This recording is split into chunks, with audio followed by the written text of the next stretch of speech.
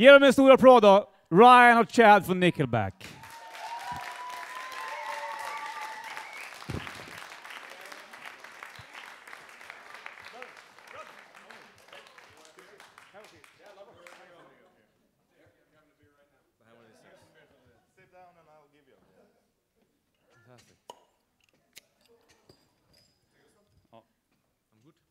How was the record? Awful. Unbearable. Good. Did you just like open that with your hand, Chad? The will of God. Okay. Dionysus, I think, yeah. Dionysus, right? Yeah. Physics. So we have been listening to the whole album, and it's right here, actually, on CD. Is it? Me and Richie, we are such a vinyl freaks. Will this be on vinyl as well? Definitely It is on vinyl. Great. An applause for that. Oh, yes. And applaud that thing. Applaud that. Vinyl, man. Come on now. Will you release it on cassette? Yes. Maybe. I think it's your wife calling. It is, Avril. Hey, Avril. Oh, you can answer. We're busy. Hi, babe. I'm at a listening party. No. This is not a good time. Yeah. Put it in the microphone. Let's do this. No. Can I call you back?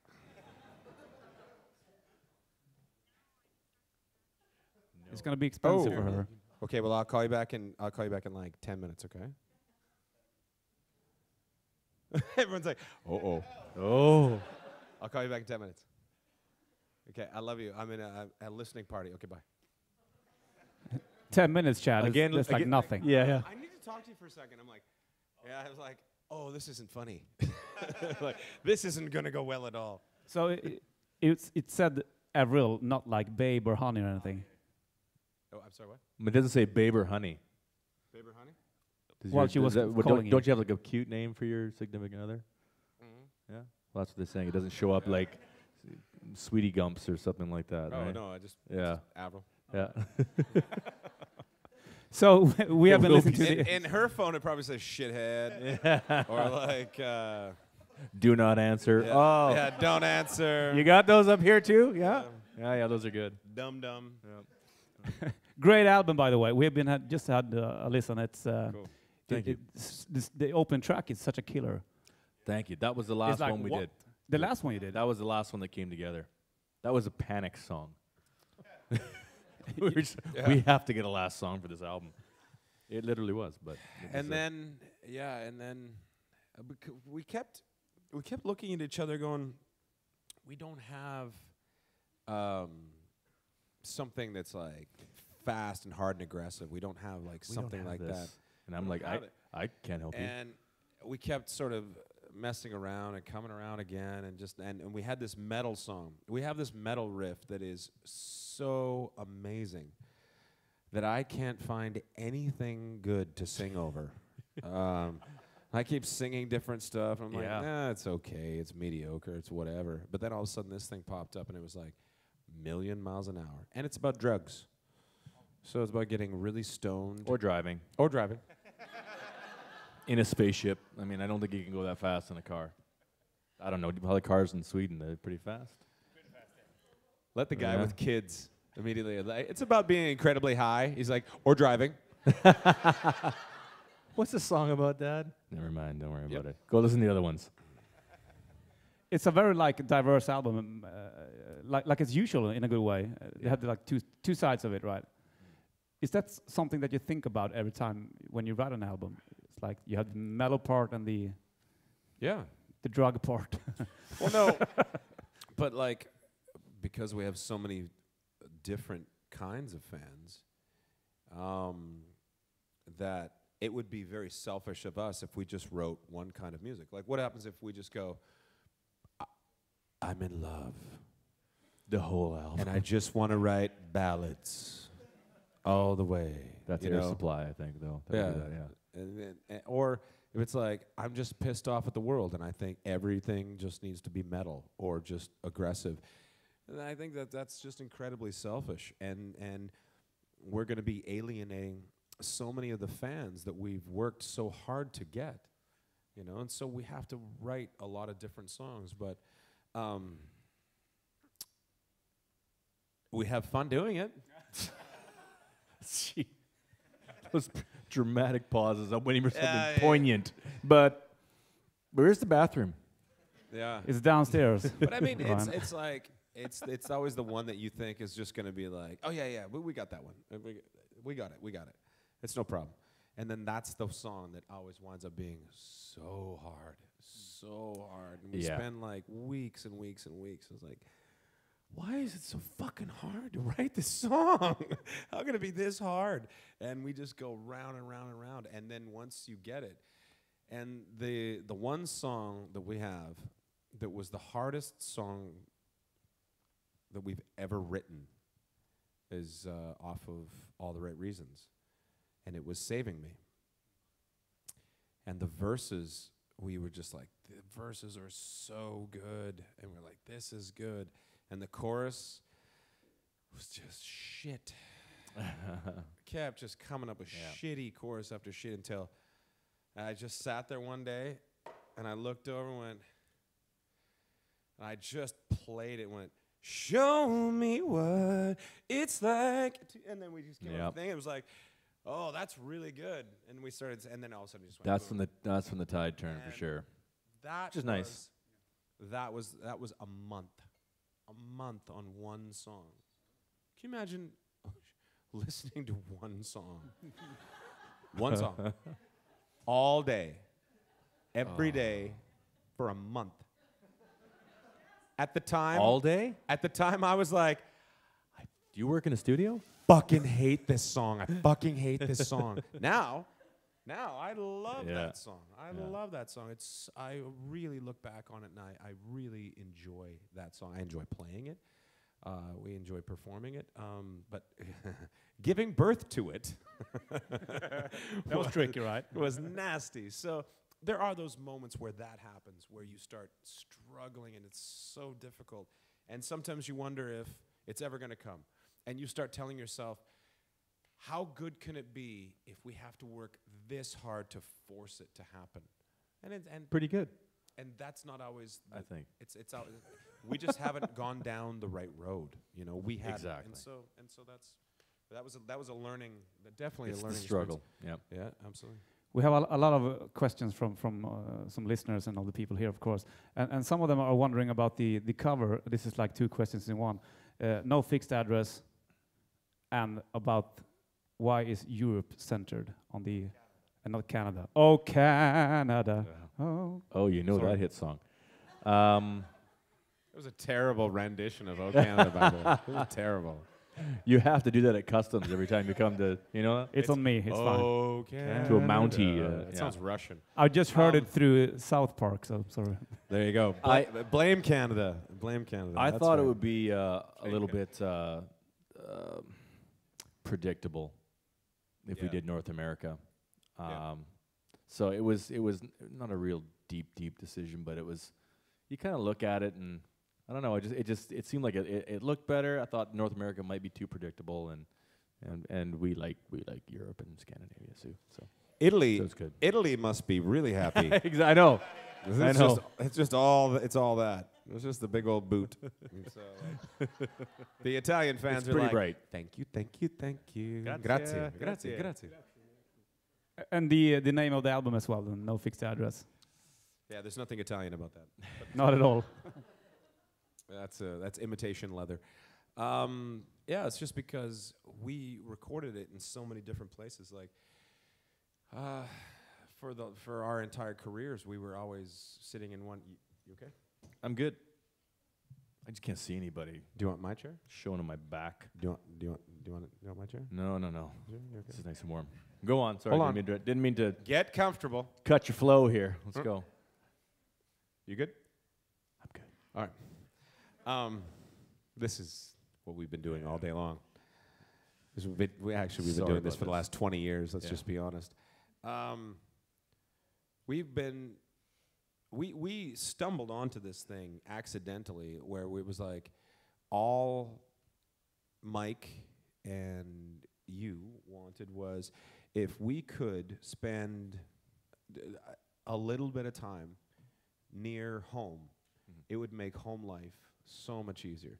Because let's just be honest, we're all fucking terrified of our wives. And so you should be. This is for those of you that are married. Is just everyone single in this audience? There's a lot of women here, actually. For those of you that don't know, men are mostly afraid of their wives. And if you can make their life a little bit happier, it makes yours a whole lot happier. And so Mike was like, if we could just please, you guys, come over here to Hawaii. I know it'll be awful, but let's please come to Hawaii and we'll record some here. And I highly recommend recording in Hawaii. Yeah. But I didn't think that you'd want to do it. And then when you were like, okay, I'm down. I'll go. I was like, I'll give a little. okay. And then when we got there, all of us were like, okay, this was a good idea. Brilliant. Yeah. It was like the video that we shot for this afternoon. As soon as we got there and like 45 women in bikinis showed up, we were like, this was a good idea. Why have we never done this Why before? did it take 10 years for this to happen? We all looked at each other like, this is fucking great.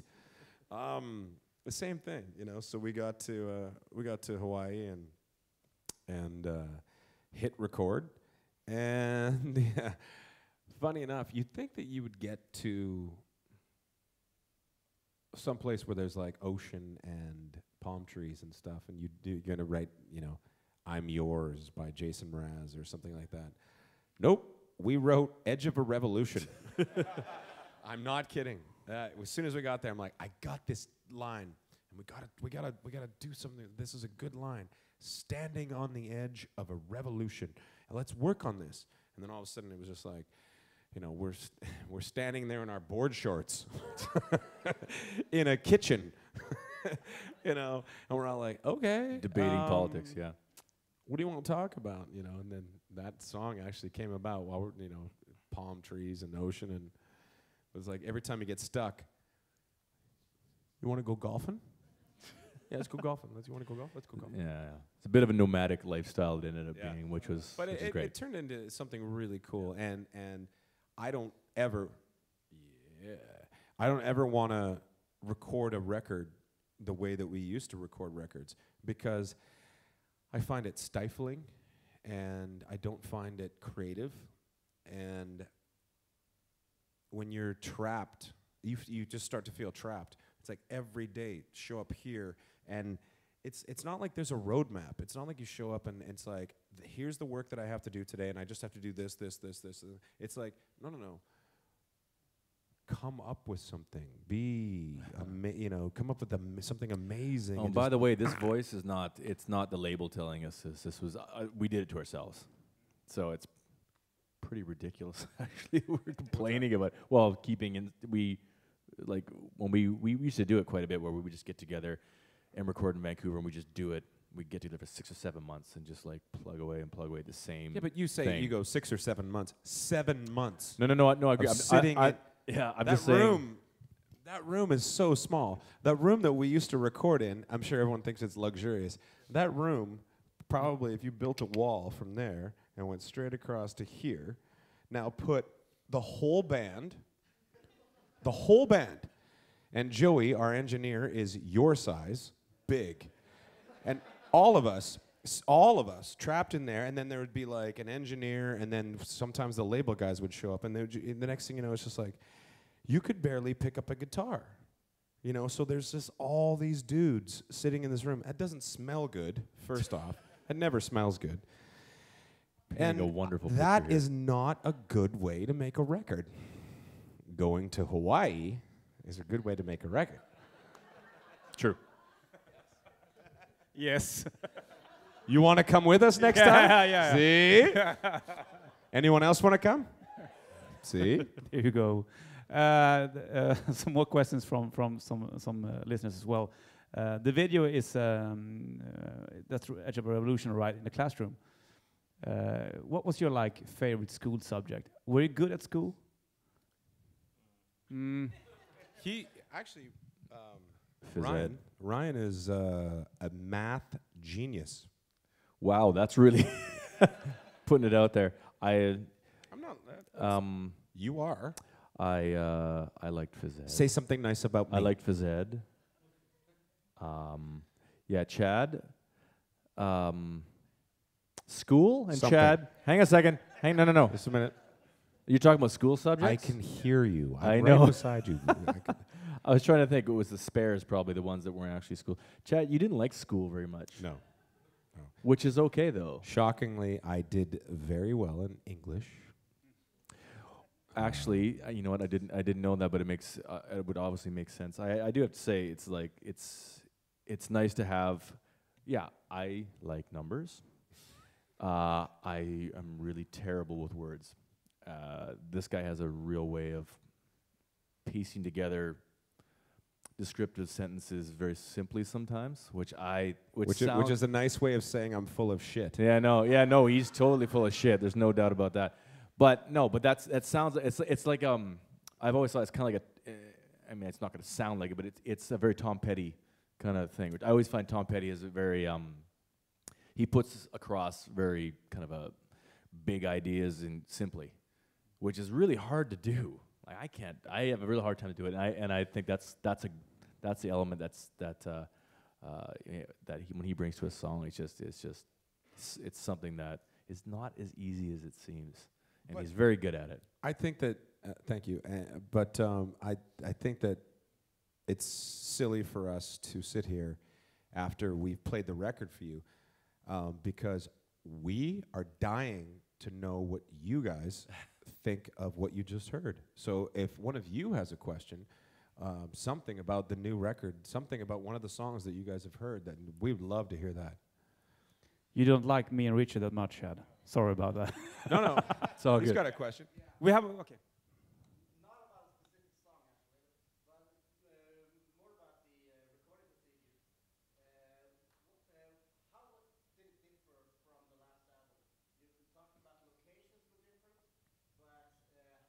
Recording techniques? The very Max Martin of you to ask that.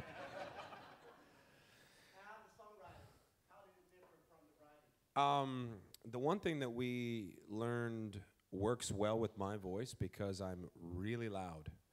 And when I decide I'm going to scream,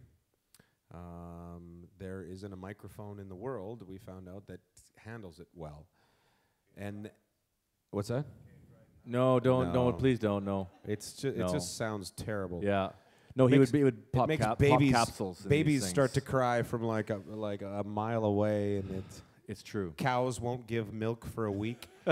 it's not pleasant. It sounds like a chainsaw. Oh, No, it's not true. It's very loud. Husqvarna? Husqvarna? Husqvarna? Husqvarna. Husqvarna? Husqvarna. Yeah, it's like that. It's like a chainsaw. There you go.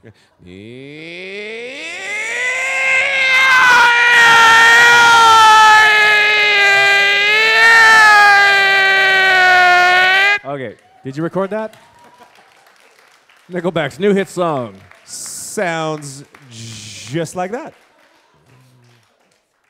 You thought I was kidding.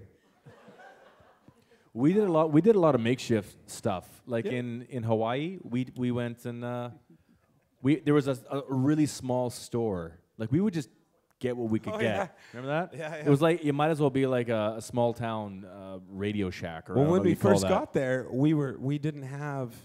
I mean, Much. Our people thought that they were taking care of everything, and so like, well, we shipped all the guitars and everything you're gonna need, and we show up and we're just in a living room. And when you're sitting in a living room and you think you have everything that you have to make a record, you start going,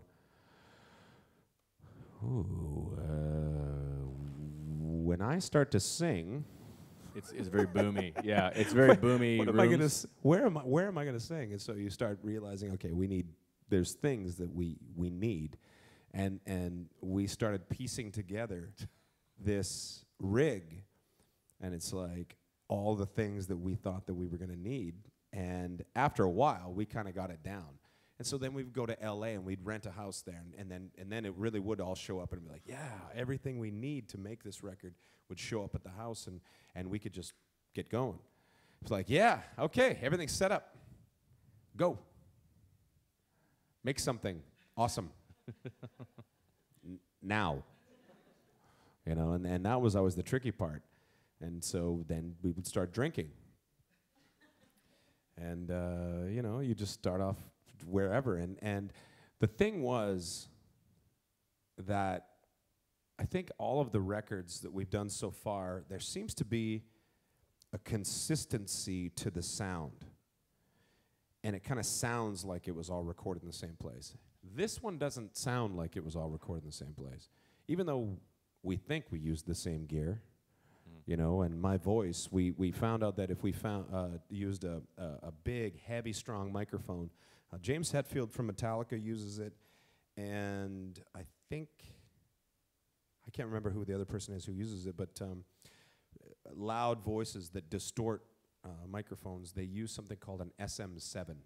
It's a Shure microphone.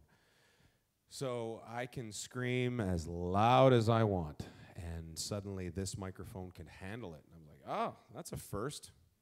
Glad it took us 17 fucking years to find that. And then, you know, we just started making sure that we had the favorite guitars that we wanted. And it wasn't a lot of space. It wasn't a lot of stuff that we needed. No. For the most part, the one thing that we needed was a place that made us feel creative. And that turned out to be the hardest thing to find. And somebody else had told me, I think it was Gord. Gord said, you guys don't need $3,000 a day studios. You just need someplace. You need to practice your You instruments. just need to, if you guys could just get good at what you do, this would go a lot faster. This would go a lot better. Yeah, I'm telling you. exactly. But It's true, he was though. just like, he said this one thing this one time. He's just like, if you guys just find a space that makes you all feel creative, that's all you really need. It doesn't have to be big or whatever. It's just, that's it. And I thought, that's fucking brilliant, of course.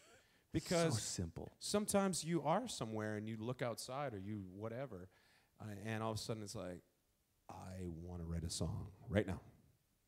I need a guitar. Give me a guitar.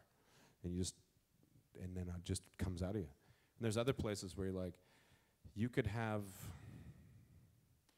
this room could all be the most talented songwriters in the world, and you could be sitting there in the worst place in the world and be like, I don't want to fucking write anything. And that's the thing about, you know, creating something. It's really difficult, especially when there's, you know, I look at these kids that make these video games nowadays, and they have like markers that they have to meet. It's like, be creative now. And I feel sorry for them. It's like, do it now. Like, you have to just be incredibly creative, and you're under pressure.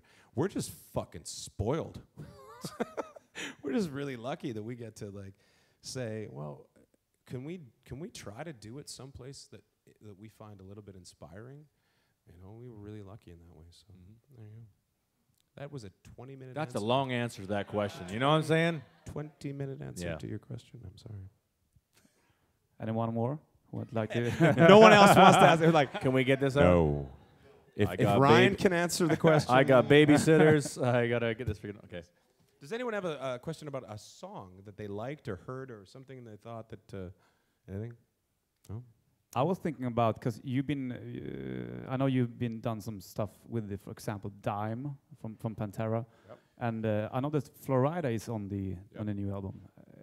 Is it important to have like a guest artist in some way on to put some flavor on stuff? I don't necessarily think it's important, but I mean, depending on how well it's received, it could be serendipitous. I mean, it could be. I mean, we like it. We think it's great, and so that you kind of keep. If you keep yourself open to those options, then you never know what can happen. I mean, I like the idea of like, you know, saying yes to most things, not all things, but most things, because something good can come out of it.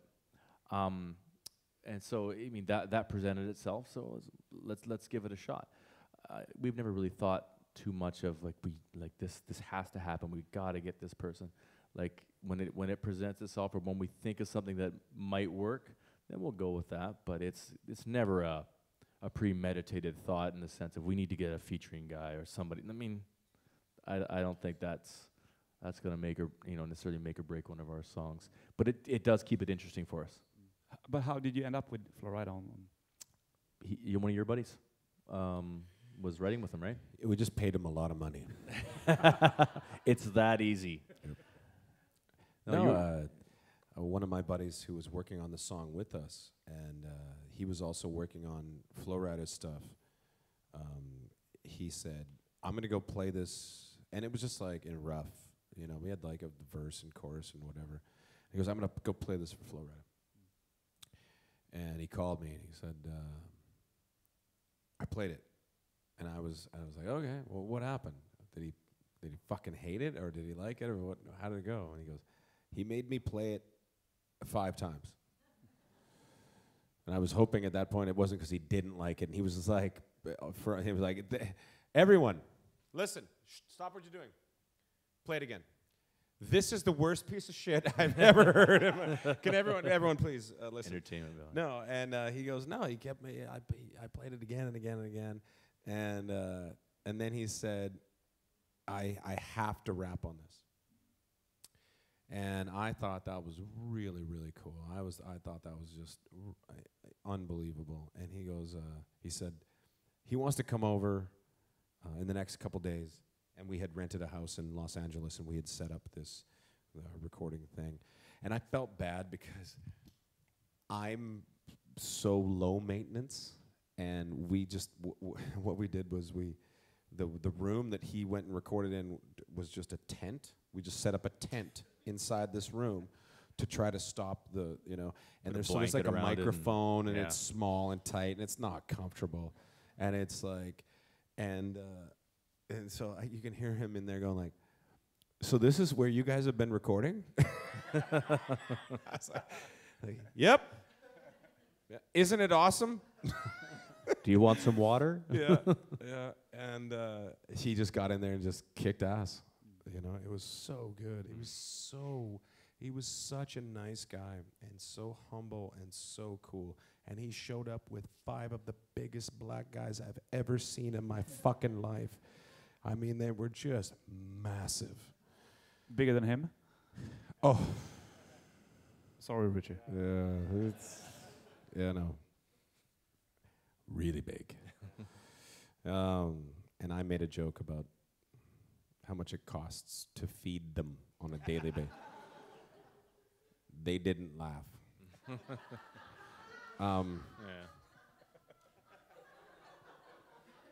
Not even a little bit.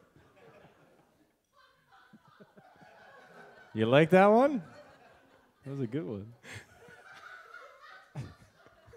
How much beer has been going around here? No, seriously. They were really well. What I didn't understand was what did he think was going to happen when he came over to where Nickelback was recording? I didn't understand why he needed to bring like Jay-Z's crew over to because we were gonna fuck we wanted him to rap, and then we're gonna fuck him up. I couldn't figure out what he thought was gonna happen. I got some buddies. Yeah, but they were all just. They were really nice. We didn't feed them. And they were really, really nice, and it was cool. And it was cool to step out of our comfort zone, because at one point in time, I didn't know what I was supposed to do, because Flowrider wanted to he wanted to write his rap to the part. So we built the part. It was 16 bars or whatever it was, and we shortened it to 8. But so we just had to play that over and over and over again. So the middle of the song played for an hour straight while he wrote the part. And I wasn't sure if I was supposed to get up and leave, or I was supposed to sit beside him and just be like, "Yeah, come on." Please tell me you didn't do that. No, I didn't. Good. Your instinct is fantastic. Yeah, no, I just sort of sat there and I was like, And then I could just hear him, and I could hear him doing this thing. It was like really percussive, and he was like, I could just hear him going, and he's looking at his fucking iPhone going,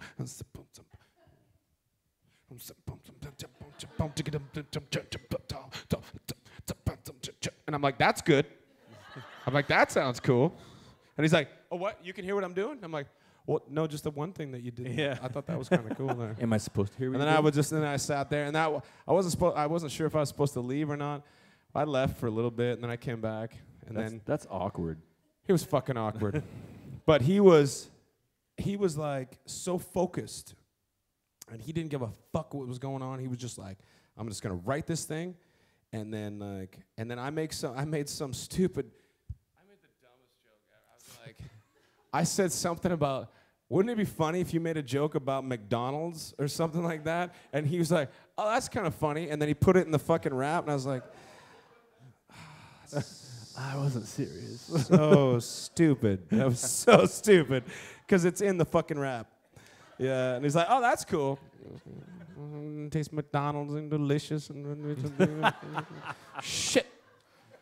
I wish I'd said like fucking Wendy's or something fucking there. I don't know. And there you go. And yeah, and then and then he split, and it was cool. And then we told all the same jokes we're telling right now after he left. Were there any outtakes from Here and Now album for this one? Any outtakes? Yeah. Outtakes? You mean extra stuff? Extra stuff songs that you used on this album. No, I don't think so. Well, there's a whole song of Oh, yeah, not instead of like Yeah. we wrote a song kind of, I guess. that we thought was just like fucking fantastic, and it was called "What Are We Waiting For?" And it was about like a couple, like a guy from a male perspective that was in love with a woman. It was like, what are we waiting for? Like, I love you so much, and this, that, and the other thing. Why don't we go get married, take it to the next step, and da da da da. I know we've had problems in the past, but blah blah blah. We wrote this whole fucking thing. It was so lame, and it was just so vanilla. We were just like, this song is fucking stupid, and I'm pretty sure we've written it 3 times before, and we're just like, we're not doing this again. But we were like, and then Ryan said, what if it was, what are you waiting for? And we tried to like point the finger and be like, make it motivational. And then that sparked a whole nother thing, and it was like that. I found that to be. I said, this is really interesting. Now, why don't we do that and list all of these things that could be motivational, that are pushing someone towards, doing the dream that they have always been procrastinating. No jokes. Nope. End No story. End story.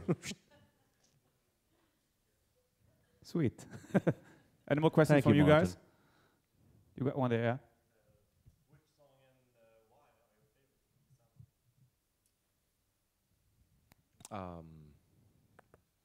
You got one? You ready?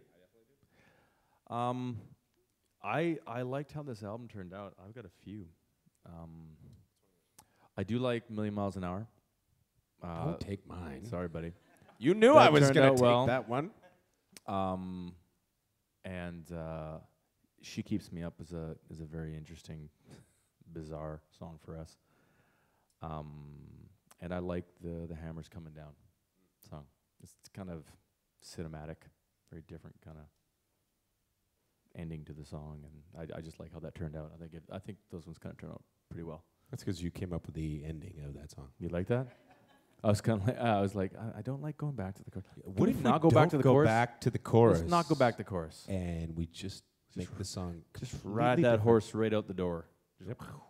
And I like that. I like just kind of like keeping that second half of the song kind of going and not going back, because that's expected. There you go. For me, when we got done, and like we were sitting there at the end of the record, we were at 10 songs, and we were just like, the one thing we need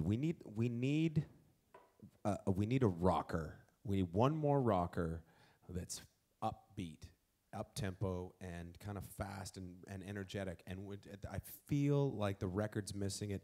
And you kept saying it, and you kept making like an Animals reference. And you were saying like, I think not subject-wise, but we need something with the same energy of an Animals. And we kept going round and round and round and round. We couldn't find anything, and then all of a sudden, this thing came up in the last 3 days of making the record. And I said, what if we spit out a line, something along the lines of, we're going 1,000,000 miles an hour. But that was the chorus, and it was about a trip of LSD or mushrooms or just being incredibly high on something, and thinking back to the time when we were kids, or last week. When we were kids. Children. When we were really high, and everything feeling like it's slowing down, and then goes, zzzt, and we're going 1,000,000 miles an hour. Have you seen that movie Limitless? Bradley Cooper? Kind of like that idea. Yeah. Just things really... Except about drugs. That is a drug. He refused. That is a drug. He refused because he was like, I kept busting him on it. I'm like, you keep saying this because you're afraid your kids are going to hear. No, when I was we're writing writing about it. drugs. And he's like, yes, I am. Wait, is that camera on? Sorry, dude. Sorry, dude. It's okay. So, any like last questions before we let those guys leave, and you guys are gonna take a photos? All good? Photos? Give it. Let's do. What do you got? Photos. Oh, they want some photos. They say, like, fuck these guys, shut up the microphone, let's go take some pictures. That guy can't even speak English. He's just heard photo. He's like, I don't care. He's like, I'm hungry. Okay. Just, I don't want to fucking hear you Yeah, talk you have a anymore. question? Just We have a question in front here from the late. Talk to me here.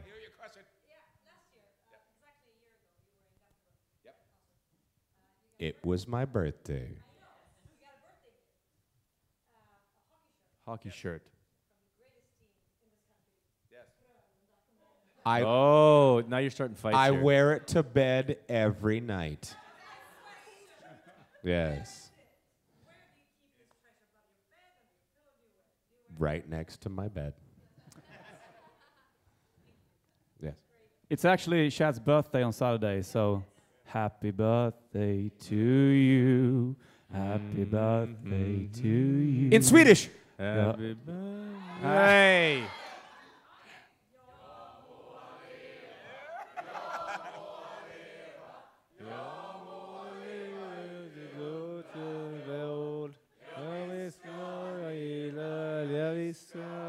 You're humming along like you know the words. Fy fan lite I know det that för one. Chad. Hipp hipp, That hurra! was fantastic. Hurra! Thank you so much. Thank you. Ge dem en stor applåd. Ryan och Chad från That was Nickelback. really cool. Thank you guys. Thanks for very much. coming, Thank guys. you. Tack. Tack.